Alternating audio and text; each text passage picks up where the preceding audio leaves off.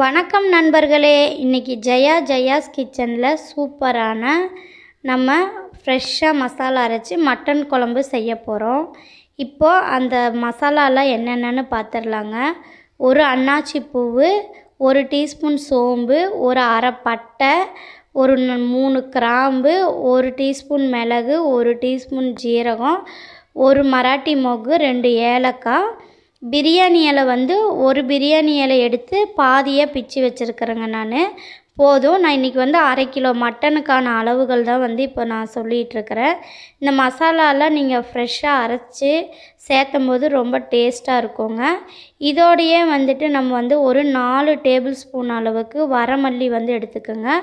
ஒரு 10 வரமிளகா சேர்த்திக்கிங்க.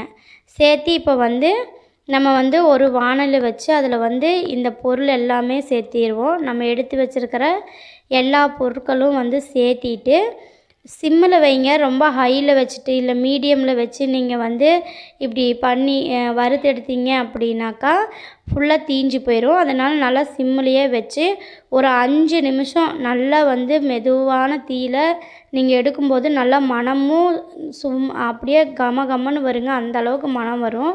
அந்த மாதிரி பொன்னிறமாக வந்ததுக்கப்புறமா அதை எடுத்து மாற்றிட்டு அடுத்து 1 டேபிள் ஸ்பூன் அளவுக்கு ஆயில் விட்டுட்டு 3 வெங்காயத்தை நான் போட்டிருக்கிறேங்க. பெரிய வெங்காயம் போட்டு நல்லா கண்ணாடி பதத்துக்கு வர வரைக்கும் நல்லா வதக்கி எடுங்க. அப்போ தான் வெங்காயம் எந்த அளவுக்கு வதங்கி வருதோ அந்த அளவுக்கு நமக்கு குழம்பு டேஸ்ட்டாக இருக்கும். பாருங்கள், நல்லா வதங்கி வந்துருச்சு.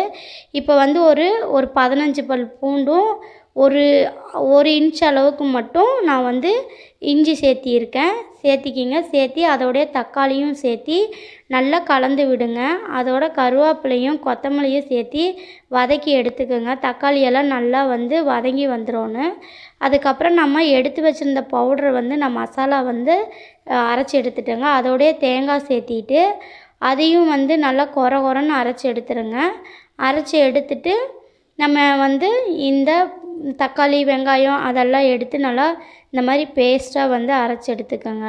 பாருங்கள் எந்த அளவுக்கு பேஸ்ட்டாக இருக்குதுன்னு சொல்லிட்டு. இப்போ வாங்க அடுத்து நம்ம தாளிச்சிடலாம். ஒரு குழிக்கரண்டி ஆயில் சேர்த்திக்கிங்க.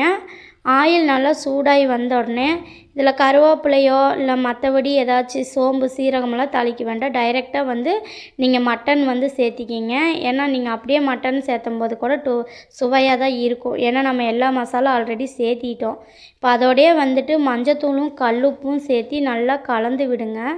கலந்து விட்டு எடுத்ததுக்கப்புறமா நம்ம அரைச்சி வச்சுருந்த மசாலாவை சேர்த்தி நல்லா எண்ணெய் பிரிஞ்சு வரணுங்க. ஆயில் நல்லா பிரிஞ்சு வந்ததுக்கப்புறமா நம்ம தண்ணி சேர்த்திக்கலாம்.